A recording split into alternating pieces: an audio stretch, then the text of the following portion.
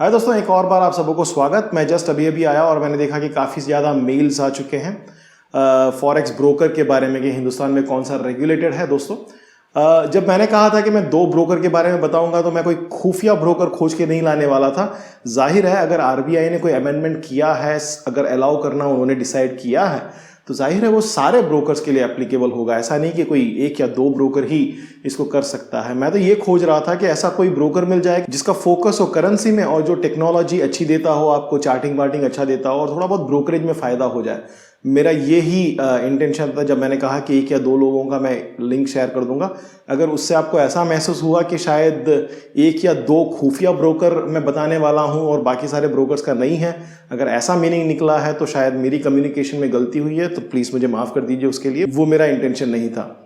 तो आपके क्लैरिफिकेशन के लिए दोस्तों, मैंने वो जो इकोनॉमिक टाइम्स का आर्टिकल है वो मैंने डिस्क्रिप्शन में डाला हुआ है। आप प्लीज़ डिस्क्रिप्शन को क्लिक करके देखेंगे तो आपको मिल जाएगा वो लिंक। और मैंने दूसरा एक शेर खान का जो कम्युनिकेशन है जिसमें वो कहते हैं कि ऐसे 3 क्रॉस पेयर्स भी अब अलाउड है हिंदुस्तान में, यूरो यूएसडी, जीबीपी यूएसडी और यूएसडी जेपीवाई जो हिंदुस्तान में अलाउड है।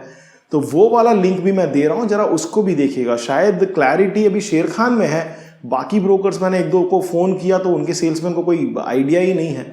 तो थोड़ा अगर मुझे टाइम देंगे आप, 1 हफ्ते का टाइम देंगे तो शायद मैं 1-2 और ब्रोकर से बात कर लूँगा और मैं आपको और डिटेल्स दे सकता हूँ। लेकिन याद रखिए, अगर ये एक के साथ है तो मेरे ख्याल से it is applicable to all the brokers. तो आपका जिसके साथ डीमेट अकाउंट है, आई वुड से कि आप उनको एक फ़ोन मारिए और पूछिए कि भाई क्या ये अवेलेबल है कि नहीं, या आपके घर के आजू बाजू में या आपके ऑफिस के आजू बाजू में आप किसी को जानते हैं तो आप फ़ोन करके उनसे पूछ लीजिएगा और जहाँ पर आप कंफर्टेबल है वहाँ पर आप ट्रेड कर सकते हैं। दोस्तों और 1-2 इंपॉर्टेंट बातें आपसे करनी थी कि आप में से कुछ लोग हैं जो कंटिन्यूसली 5 मिनट में 5-7 कमेंट कर देते हैं कि प्लीज़ रिप्लाई, प्लीज़ रिप्लाई। अब दोस्तों मैं कंटिन्यूसली तो बैठा नहीं रहता और इट इज़ ह्यूमनली इम्पॉसिबल कि मैं कंटिन्यूसली बैठा रहूं और इमीडिएटली आपको रिप्लाई करूं। आप में से कुछ लोग जानते हैं कि जब मैं होता हूं तो मैं इमीडिएटली रिप्लाई करता हूं, लेकिन अगर मैं नहीं रहता हूं या वो ओवरलुक हो जाता है तो शायद मैं आपको रिप्लाई नहीं कर सकता हूं। जब मैं वीडियो के अंत में कहता हूं कि प्लीज़ रिप्लाई करो तो मैं इसीलिए आपसे अनुरोध करता हूं क्योंकि जब मुझे पता लगता है कि आपको फ़ायदा हुआ है इस वीडियो से तो मुझे एक मोटिवेशन मिलती है कि मैं और पेन लूँ और इस हीट में खड़ा रहूँ। मैं कभी दिखाऊँगा कितना पसीना होता है और मैं वीडियो बनाऊं और कोशिश करूं कि मैं आपको अच्छी तरह से एक्सप्लेन करूं। उसका पूरा मोटिवेशन, वो पेन लेने की जो मेरे को एक जो ताकत मिलती है वो इस चीज़ से मिलती है कि आपको किसी तरह से फ़ायदा हुआ है। लेकिन अगर आप में से कुछ लोगों को ऐसा लगता है कि कमेंट आपने जो कि किया है तो उसकी वजह से अब मुझे कमेंट करना ही चाहिए, तो मैं आपके हाथ जोड़ता हूँ, आपके चरण स्पर्श, प्लीज़ आप कमेंट मत कीजिए। Right, it is humanly impossible. आपको ऐसा लगता होगा कि शायद मैं कंटिन्यूसली बोल पाता हूँ, मैं कितनी गलतियाँ करता हूँ, कितनी बार रीटेक करता हूँ, कितना तकलीफ़ में करता हूँ, आपको पता नहीं है। किसी दिन मेरे फेलियर वीडियोस में बनाऊंगा, आपको समझ में आएगा कि मैं भी आप ही की तरह हूँ, कंटिन्यूसली बोल नहीं पाता, पसीने में खड़ा रहता हूँ। राइट, तो प्लीज़ इतना बड़ा एक्सपेक्टेशन मत रखिएगा, वो मुझे एक्चुअली स्कैर करता है। दूसरा दोस्तों कि आप लोगों का कुछ सही में बहुत ही इंटरेस्टिंग सवाल है कि भाई इसको कैसे हम एक्सप्लेन करें या इसको हम कैसे समझें। तो उस पर जब भी मैं देखता हूँ उन सवालों को तो मैं सोचने शुरू कर देता हूँ कि किस तरह से इस पर कुछ बनाएं, और कभी कभी मैं कमेंट भी करता हूँ कि हाँ मैं इस पर सून कुछ बनाऊँगा। और कुछ ऐसे सवाल होते हैं जैसे कि मारूबोजू को मारूबोजू क्यों कहते हैं। अब मुझे क्या पता यार मारूबोजू को जापानीज लोग मारूबोजू क्यों कहते हैं, राइट। या फिर 3 इनसाइड डाउन को 3 इनसाइड डाउन क्यों कहते हैं। मैं आपको यही समझा सकता हूं कि इसके पीछे का सेंटिमेंटल एनालिसिस क्या है। आप मार्केट के पीछे के कश्मकश को देखें, आप उसके सेंटिमेंट्स को देखें, उसके साइकोलॉजी को देखें कि कैंडलस्टिक क्या बतानी चाहती है आपको।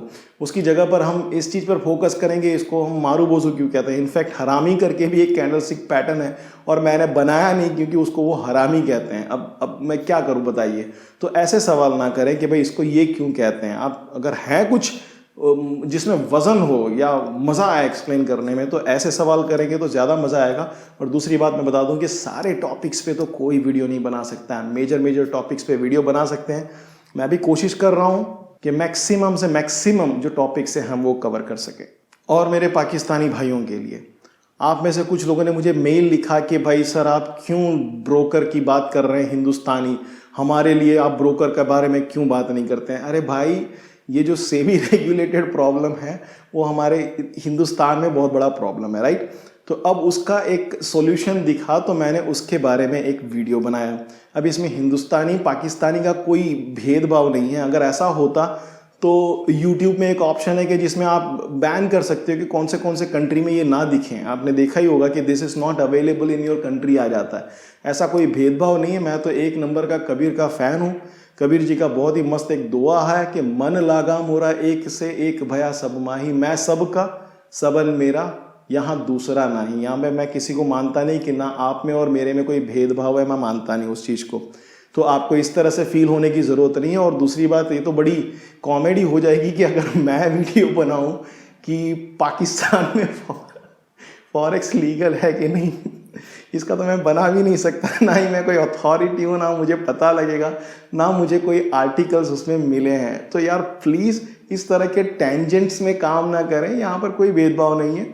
अगर मुझे पता लगता है कि किसी एक पाकिस्तानी हो या दुनिया का कोई भी बंदा हो, अगर उसको इस वीडियो से फ़ायदा होता है, वो स्कैम से बचता है, उसके मेहनत के पैसे कोई स्कैमस्टर लेके नहीं जाए और वो थोड़ा बहुत कमाता है या थोड़ी होप दिखता है या उसके ट्रेडिंग में थोड़ा सा उसको नियंत्रण आता है, तो यकीन मानो मुझे उतना ही खुशी मिलेगी जितना एक पाकिस्तानी को होगा या हिंदुस्तानी को होगा या दुनिया में किसी और को होगा। इसमें कोई भेदभाव है नहीं।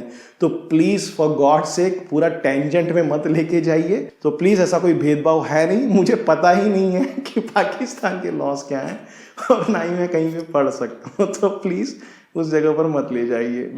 और नेक्स्ट वीक में चार्ट पैटर्न्स के इस वीक में मैं बना रहा हूँ, अपलोड करने वाला हूँ। और उसके साथ साथ अपने कंपटीशन के लिए तैयार रहिएगा। मैं कुछ न्यूरो लिंग्विस्टिक प्रोग्रामिंग की किताबें पढ़ रहा हूँ कि किस तरह से आदमी को हम ये जो डर और ग्रीड से बाहर निकाल सकें अगर हम मैकेनिकल कोई चीज़ दें। तो कोशिश कर रहा हूँ, हो सकता है कि गलत करूँ, तो थोड़ा सा पेशेंस भी रखिएगा, थोड़ा सा माफ़ भी कीजिएगा। May God bless you.